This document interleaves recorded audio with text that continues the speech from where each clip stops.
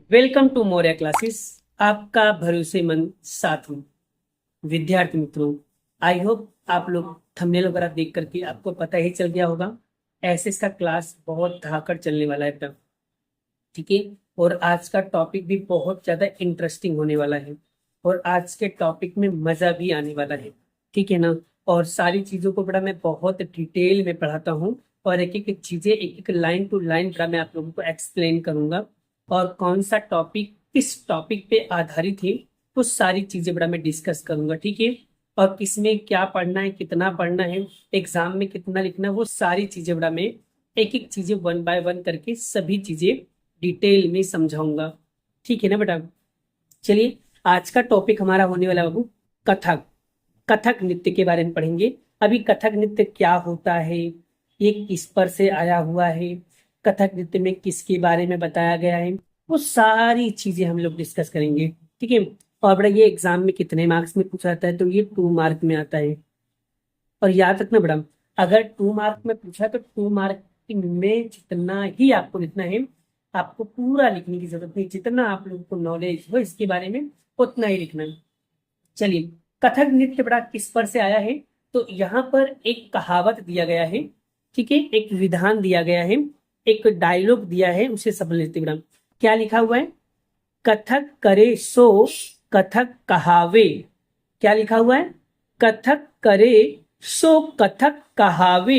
ये उक्ति पर से ये कथक आया है।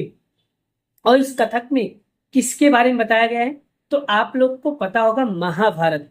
तो महाभारत में किस लीलाओं के बारे में बात हुआ है बाबू, तो महाभारत में श्री कृष्ण भगवान और गोपियों के साथ नृत्य करने की जो कथाओं पर से कथक नृत्य आधारित है।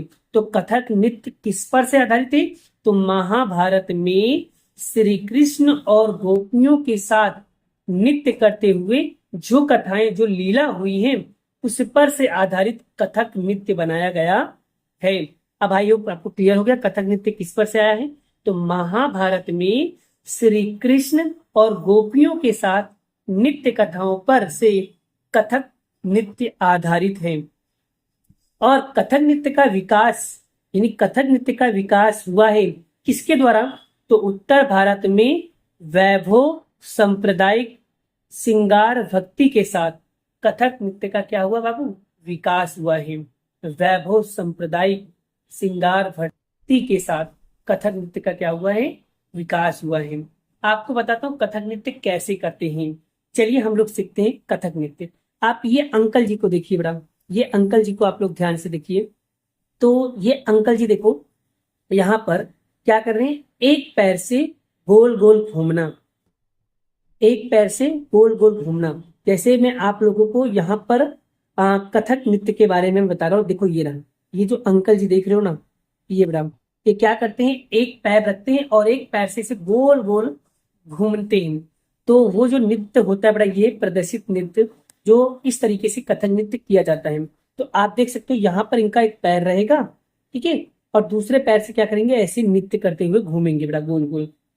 और सर, ये जो पहनावा होता है इनका, इनका जो पहनावा होता है, मतलब ये जो अंकल जी हैं ये किस तरीके के कपड़े पहनते हैं, आज मैं आपको बता रहा हूँ कथक के बारे में।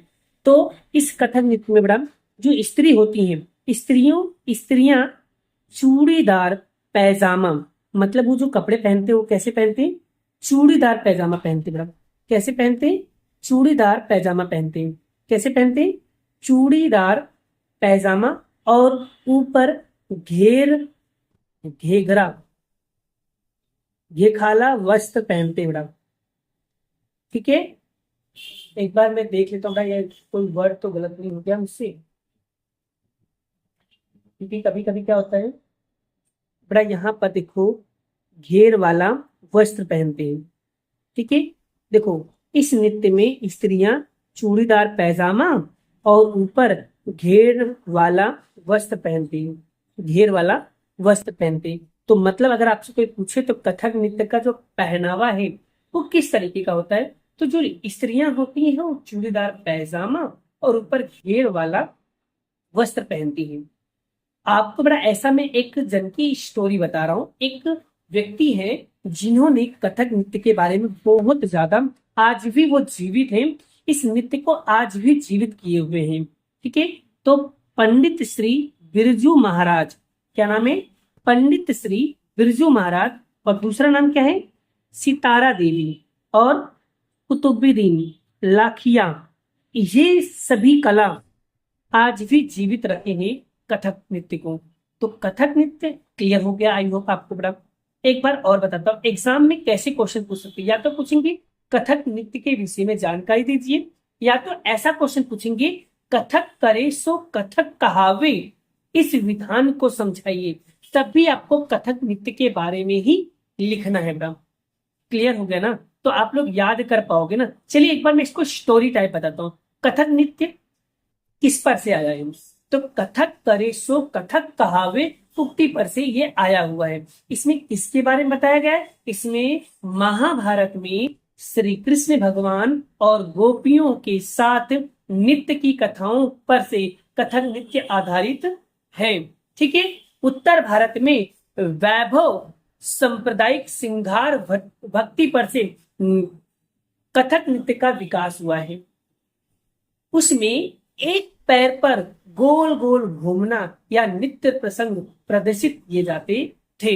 इस नृत्य में स्त्रियां घेर चूड़ीदार पैजामा और ऊपर से घेर वाला वस्त्र पहनती थी।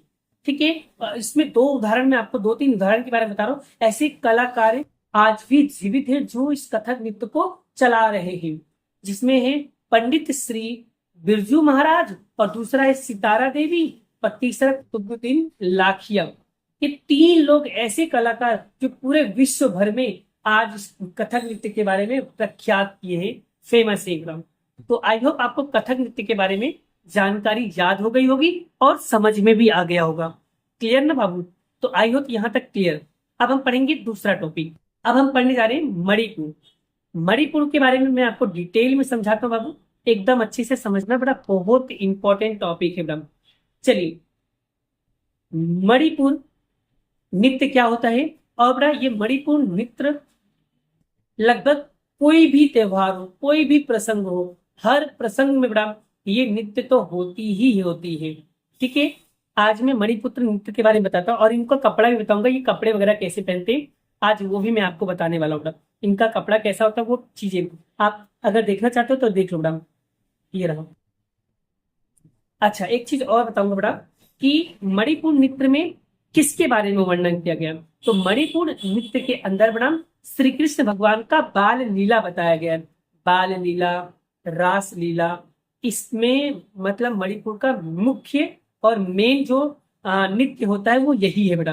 ठीक है ना, मतलब वहां पर ज्यादातर श्री कृष्ण भगवान का बाल लीला और रास लीला पर आधारित ये मणिपुर नृत्य बताया गया है। ठीक है ना, यहाँ तक तो क्लियर हो गया ना। ऐसे बहुत सारे बड़ा जो लोग थे बड़ा जिन्होंने देश विदेश में प्रसिद्धि हासिल की है बड़ा। ठीक है, चलिए बड़ा अब हम यहाँ पर पढ़ते हैं। मणिपुर की जो प्रजा है वो हर उत्सव में या प्रसंग पर नृत्य करती है। ठीक है, कोई भी उत्सव हो, कोई भी खुशी का माहौल हो, तो भाई ऐसा नृत्य तो होने ही वाला है। मणिपुर नृत्य शैली मुख्य रूप से यहाँ पर किसके बारे में बताया गया? श्री कृष्ण की बाल लीला और रास लीला पे आधारित है। अभी मैंने बताया ना कि मणिपुर नृत्य शैली मुख्य रूप से किस पर आधारित है? तो श्री कृष्ण की बाल लीला और रास लीला पर आधारित है। मणिपुर नृत्य शैली वैसे 2 प्रकार के हैं बेटा, 2 प्रकार के नृत्य होते हैं। एक होता है लास्य, दूसरा होता है तांडव। नाम याद रखना बेटा, लास्य और तांडव, ये 2 प्रकार के होते हैं। इस नृत्य के समय रेशम का ब्लाउज, अब क्या पहनते ध्यान से सुनना बेटा, मैं आपको समझा रहा हूँ। रेशम का ब्लाउज पहनते हैं, पहनकर और कमर में पट्टी बांधते हैं। अब मैं आपको दिखा देना चाहता हूँ बेटा, आपको और अच्छे से क्लियर होगा बेटा। तो बेटा सबसे पहले तो यहाँ पर ये लोग ये जो पहने बेटा ये रेशम का ब्लाउज है। ठीक है, और बड़ा कमर में आप देखोगे तो कमर में पट्टी बांधी हुई है। ठीक है, और अगर आपको और अगर जानकारी चाहिए तो यहाँ पर मैं आपको दिखा रहा हूँ, देखो। उसके बाद नीचे घेरदार हरे रंग का घाघरा, हरे रंग का घाघरा आप देख सकते हो, ये रहा, ये हरे रंग का क्या है बेटा? घाघरा है। और उसी को हम लोग क्या कहते हैं बेटा? कुमीन कहते हैं बेटा। क्या कहते हैं बेटा? कुमीन कहते हैं। क्या कहते हैं? कुमीन कहते हैं। क्लियर हुआ? क्या कहते हैं? कुमीन कहते हैं। अगर आपसे एग्जाम में ये 2 मार्क में या 1 मार्क में बड़ा अगर ये पूछते भी हो कि भाई चलो बताओ कुमीन किसे कहते हैं, तो कुमीन होता है बड़ा नृत्य के समय या नृत्य के दौरान रेशम का ब्लाउज पहनकर कमर में पट्टी बांधते हैं और नीचे घेरदार हरे रंग का घाघरा को हम लोग कुमीन कहते हैं। तो कुमीन आपसे पूछे तो ये बता देना, यही आपको उत्तर में लिखना है बेटा कुमीन के बारे में। कुमीन की परिभाषा पूछे तो आपको यही लिखना है। ठीक है। अच्छा चलिए एक चीज बताओ, तो मणिपुर नृत्य ये देश विदेश में फेमस किनके कारण हुआ है, मतलब कौन कौन ने ये प्रसिद्धि दिलाई है? तो गुरु ओम बी सिंह या अत्तो बे सिंह या गुरु विपिन सिन्हा या नायन झावेरी या निर्मला मेहता, इतने लोग मिल करके देश विदेश में प्रसिद्धि दिलाई है। ये मणिपुरी नृत्य जो है बेटा ये बहुत ज्यादा फेमस है, इंडिया में नहीं ये इंडिया के बाहर भी बहुत ज्यादा प्रसिद्धि दिलाई है बेटा। ठीक है ना? तो आई होप आपको क्लियर हो गया होगा। चलिए अब मैं बात करता हूँ, मणिपुरी जो नृत्य है बाबू ये हर उत्सव में मनाया जाता है, हर उत्सव में नृत्य किया जाता है। मणिपुरी जो नृत्य शैली है ये मुख्य रूप से श्री कृष्ण भगवान की बाल लीला और रास लीला के बारे पर आधारित है बेटा। मणिपुरी जो नृत्य शैली है बेटा वो 2 प्रकार के, लास्य और तांडव। ठीक है। और कुमीन किसे कहते हैं? तो नृत्य के दौरान या नृत्य के समय रेशम का ब्लाउज पहनकर और कमर में पट्टी बांधते हैं और नीचे घेरदार हरे रंग का घाघरा पहनते हैं, उसी को हम लोग कुमीन कहते हैं। और कुमीन में देश विदेश में प्रसिद्धि दिलाने वाले अगर कोई व्यक्ति था तो निर्मला मेहता, नैना झावेरी, गुरु विपिन सिन्हा और अत्तो बी सिंह और गुरु ओमा बी सिंह ने यहाँ पर देश विदेश में बड़ा यह प्रसिद्धि दिलाई है बड़ा। इन सभी के बारे में आप लोगों को अच्छे से पता होना चाहिए। एग्जाम में क्वेश्चन पूछा जाता है कि भाई चलिए बताइए कुमीन किसे कहते हैं, तो कुमीन के बारे में अच्छे से नॉलेज रखना बेटा। जो जो चीजें मैं जिसपे ज्यादा हाईलाइट करूं बेटा उसके बारे में आप लोगों को बहुत अच्छे से पता होना चाहिए। अब लेकिन आपसे अगर नॉर्मली कोई क्वेश्चन पूछ रहा है, चलिए बताओ मणिपुरी नृत्य में किसके बारे में बताया गया, तो आप लोगों को फटाक से माइंड में क्लियर होना चाहिए कि भाई श्री कृष्ण की बाल लीला और रास लीला पर आधारित है, बस बात खत्म। ठीक है ना?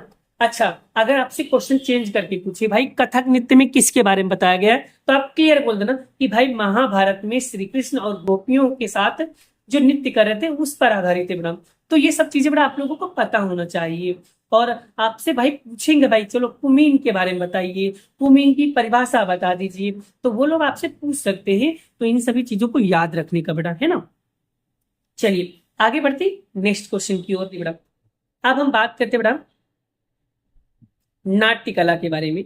बड़ा वैसे ये जो नाट्य कला है इसमें से सिर्फ और सिर्फ एमसीक्यूज आता है, बड़े क्वेश्चन नहीं पूछते। मतलब ये चीज अगर आपको नहीं याद होगा चलेगा, कोई दिक्कत की बात नहीं, लेकिन इसके अंदर बड़ा आपको सिर्फ और सिर्फ क्या करना है, ये नाटक बताया गया। अच्छा ये नाट्य कला होता क्या पहले मैं बता दूं।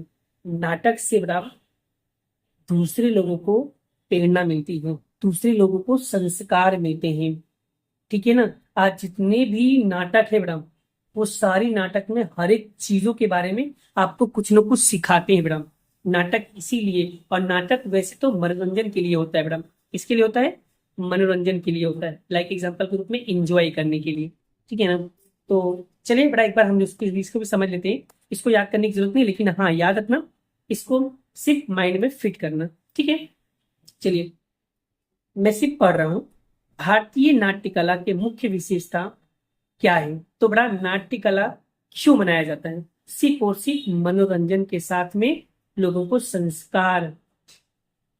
संस्कार देना होता है। मतलब नाटक एक तरीके का मनोरंजन का हिस्सा है, लेकिन साथ साथ में लोगों को संस्कार भी दे रही है।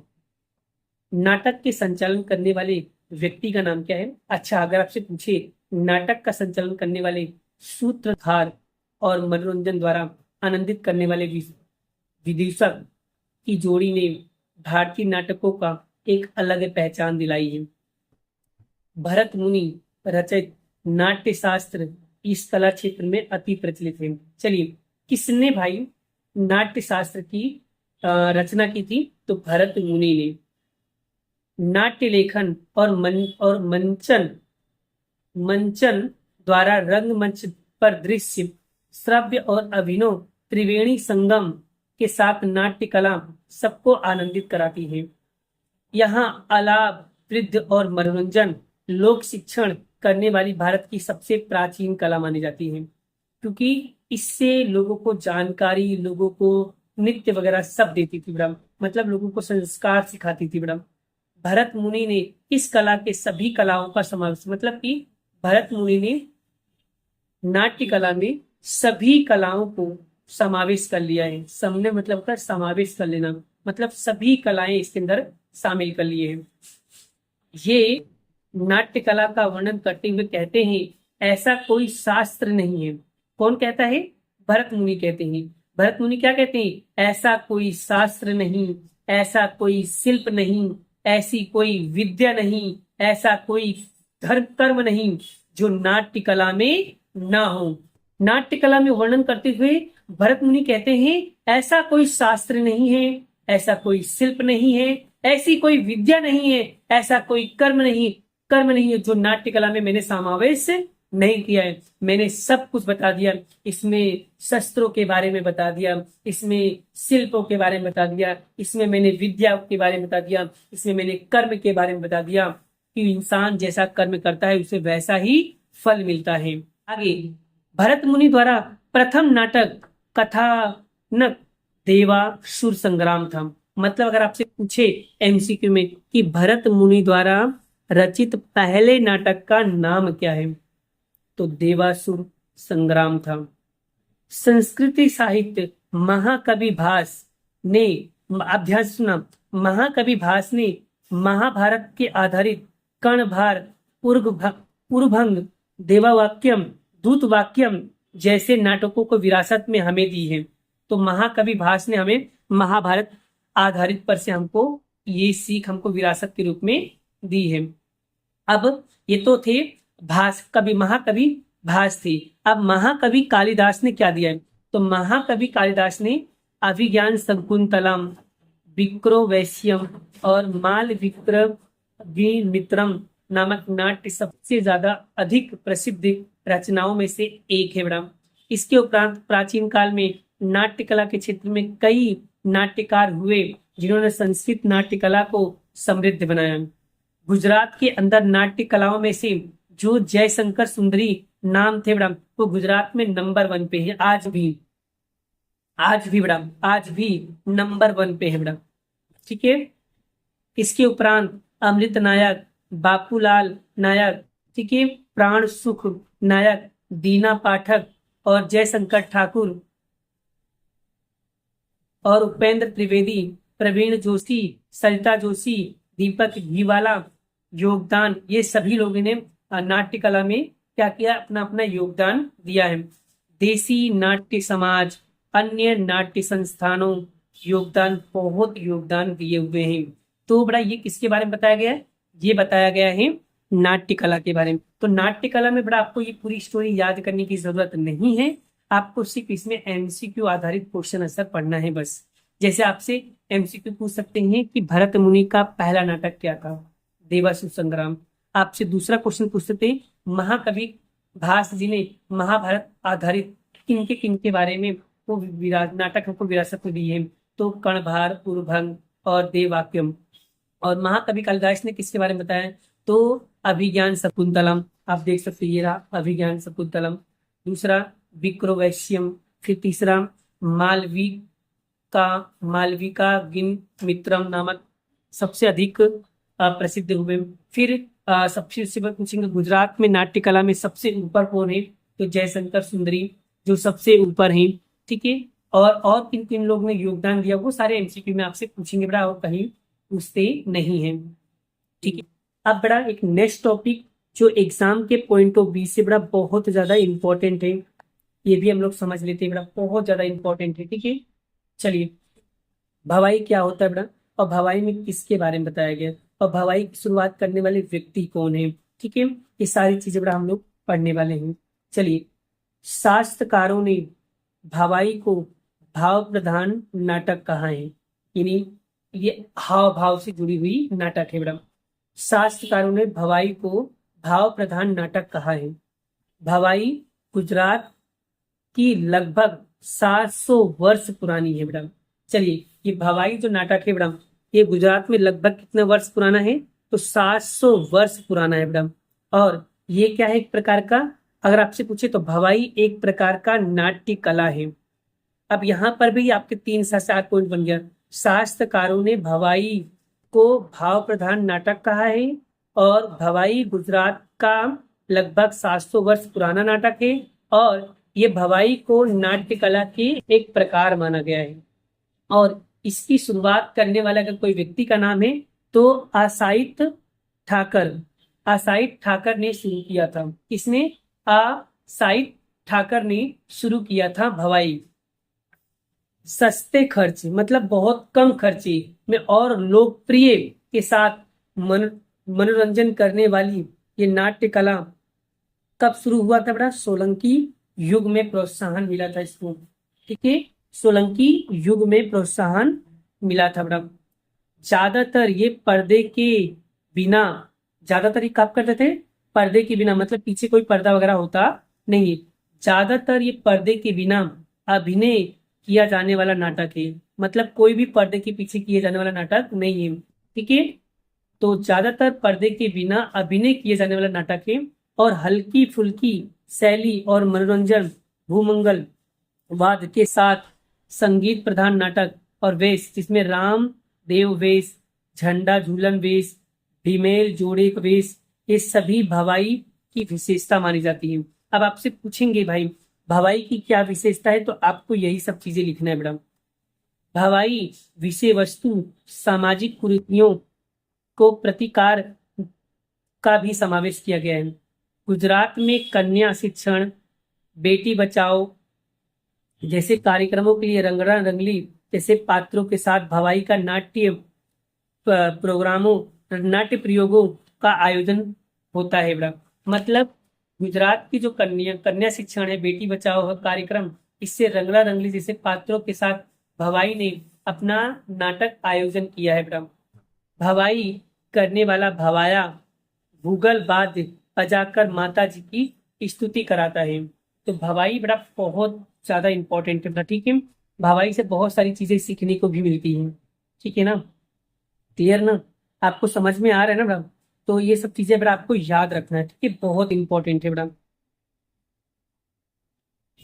अब बेटा, अब हम बात करते हैं गुजरात की लोक नृत्य के बारे में। तो गुजरात की लोक नृत्य के बारे में भी बेटा समझने जैसा है बेटा, बहुत इंपॉर्टेंट है। तो ये जो वीडियो है बेटा, इस वीडियो के बारे में बेटा मैं आपको नेक्स्ट वीडियो में पढ़ाने वाला हूँ। तो गुजरात की लोक नृत्य के बारे में बेटा मैं आपको नेक्स्ट वीडियो में पढ़ाऊंगा। ये भी बहुत इंपॉर्टेंट टॉपिक है, ये भी मजेदार क्वेश्चन है। इससे भी हम मिलेंगे बेटा नेक्स्ट वीडियो के साथ। अभी के लिए इतना ही, मिलते हैं नेक्स्ट वीडियो में। आपको 3 क्वेश्चन बड़ा अच्छे से याद करके आना है। तो होमवर्क दे रहा हूँ, ध्यान से समझना बेटा। पहला होमवर्क है आपको भवाई के बारे में पूरा पूरा याद करना है, क्योंकि ये चैप्टर 2 मार्क्स में, ये क्वेश्चन 2 मार्क्स में पूछा जाता है, इंपॉर्टेंट है। तो एक भवाई के बारे में आपको अच्छे से याद करना है। ठीक है ना? दूसरा आपको पढ़ना है बेटा, आपको याद करना है मणिपुर नृत्य। और तीसरा कथक कहे सो कथक कहावे या विधान आपको क्या करना है? समझाना है। और उसके बाद नाट्य कला में आपको 2-3 MCQs बनाना है। आपको खुद से बनाना है बेटा MCQs। उसी पैराग्राफ में से देखता हूँ कितने MCQs आप लोग बना सकते हो। अगर आपने होमवर्क ईमानदारी से किया तो मैं ऐसा मान लूंगा कि मेरा पढ़ाया हुआ बच्चा सफल हो गया, या मेरा पढ़ाना सफल हो गया, या मैं ऐसा अपने आप को मानूंगा कि मैंने जो पढ़ाया सच में बच्चों को थोड़ा बहुत कॉन्सेप्ट क्लियर हुए हैं। क्योंकि अगर आप नहीं बना पा रहे, अगर आप नहीं याद कर पा रहे, नहीं समझ पा रहे हो, तो मैं ऐसा मानूंगा कि मेरा पढ़ाया हुआ विफल हो गया और मेरी मेहनत कोई काम की नहीं हो रहा। इसलिए आप लोग ईमानदारी से पढ़ो। और बेटा देखो, मैं आप लोगों के लिए इतना मेहनत कर रहा हूँ, आप लोगों के लिए इजी कंटेंट बना रहा हूँ, आप लोगों के लिए टेक्स्ट बुक से ना पढ़ाना पड़े, इसलिए बेटा मैंने आप लोगों के लिए इस तरीके की PPT बना करके आपको इजी वे में समझा रहा हूँ। ठीक है ना बेटा? ये सब किसके लिए कर रहा हूँ? आपके लिए कर रहा हूँ ना बेटा। कि मैं चाहता हूँ कि आप अच्छे से सब कुछ पढ़ो और सब चीजें फ्री में रहे, कोई जात का टेंशन मत लो बेटा।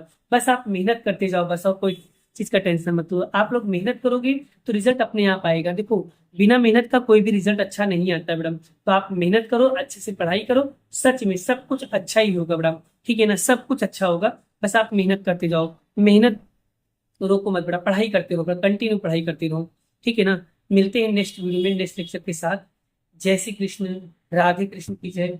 जय माता दी दोस्तों, राधे राधे, बाय बाय।